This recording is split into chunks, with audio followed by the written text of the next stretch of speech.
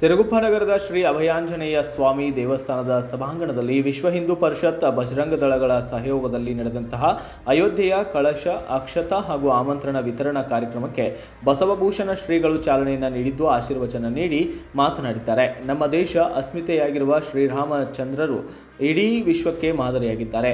ರಾಮ ಜನ್ಮಭೂಮಿಯ ಉಳಿವಿಗಾಗಿ ನಮ್ಮ ಹಿರಿಯರು ಹೋರಾಟಗಳೊಂದಿಗೆ ತಮ್ಮ ಜೀವನವನ್ನೇ ಬಲಿದಾನವಾಗಿ ನೀಡಿದ್ದಾರೆ. ಕಟ್ಟಡ ನಿರ್ಮಾಣ ಕಾರ್ಯಕ್ಕೆ ದೇಣಿಗೆ ನೀಡಿರುವ ಅಸಂಖ್ಯಾತ ನಮ್ಮ ಬಾಂಧವರಿಗೆ ಅಕ್ಷತೆಯನ್ನು ಹೋಬಳಿಗಳ ಮಟ್ಟದಲ್ಲಿ ತಲುಪಿಸಿ ಜನವರಿ 22ರಂದು ನಡೆಯುವ ಶ್ರೀ ರಾಮಲಲ್ಲಾ ಮೂರ್ತಿಯ ಪ್ರತಿಷ್ಠಾಪನೆಯ ನಿಮಿತ್ತ ನಾವೆಲ್ಲರೂ ನಮ್ಮ ಮನೆಯಂಗಳದಲ್ಲಿ ರಂಗೋಲಿ ಹಾಕಿ ರಾತ್ರಿ ಉತ್ತರಾಭಿಮುಖವಾಗಿ ದೀಪ ಹಚ್ಚಿ ದೇವಸ್ಥಾನಗಳಲ್ಲಿ ಭಜನೆಯನ್ನು ಸಮರ್ಪಿಸಿದರೆ ಪ್ರಭು ಶ್ರೀರಾಮಚಂದ್ರರಿಗೆ ಹರಕೆ ಸಲ್ಲಿಕೆಯಾಗುತ್ತದೆ ಎಂದರು. ಕಾರ್ಯಕ್ರಮದಲ್ಲಿ ಕರಸೇವೆ ಕಾರ್ಯದಲ್ಲಿ ಪಾಲ್ಗೊಂಡಿದ್ದ ಹೆಬ್ಬಾರ್ ಅಶೋಕ್ ಜಿ, ಹೆಬ್ಬಾರ್ ವೆಂಕಟೇಶ್ ಜಿ ಮತ್ತು ಜನಾರ್ದನ ಶೆಟ್ಟಿ, ಅಶ್ವತ್ಥನಾರಾಯಣ ಶೆಟ್ಟಿ, ಹನುಮೇಶ್ ಅವರನ್ನ ಸನ್ಮಾನಿಸಲಾಗಿದ್ದು, ಶ್ರೀ ಪ್ಯಾಟೆ ಆಂಜನೇಯ ಸ್ವಾಮಿ ದೇವಸ್ಥಾನದಿಂದ ಕಳಶ ಮತ್ತು ಅಕ್ಷತಾ ವಿತರಣಾ ನಿಮಿತ್ತ ಅದ್ದೂರಿಯಾಗಿ ನಡೆದಂತಹ ಯಾತ್ರೆ ವಿಶೇಷ ಗಮನವನ್ನು ಸೆಳೆದಂತಾಗಿದೆ.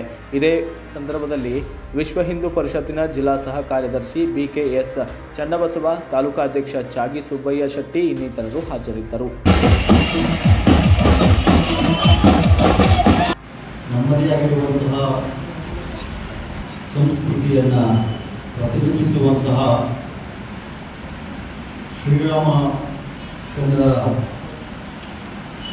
ದೇವಸ್ಥಾನದ ಪ್ರತಿಷ್ಠಾಪನೆ ಆಗ್ತಿರುವಂಥದ್ದು ಕೇವಲ ಭಾರತಕ್ಕೆ ಮಾತ್ರವಲ್ಲ, ವಿಶ್ವಕ್ಕೆ ಸಂತೋಷವನ್ನು ಆನಂದವನ್ನು ತಂದಿರುವಂಥದ್ದು. ಈ ದಿನದ ಬ್ಯೂರೋ ರಿಪೋರ್ಟ್ ಶ್ರೀನಿವಾಸ ನಾಯಕ್, ಭಾರತ ವೈಭವ news, Siruguppa. Thanks for watching. Read, discuss and debate with editor Dr. Yan Prashant Rao. Wanted reporters in print, digital and visual media for Bharat Vaibhav Daily Newspaper, BV News Channel and BV Fast Web News from all the talukas of Karnataka. If interested, send your resume to 9482633333.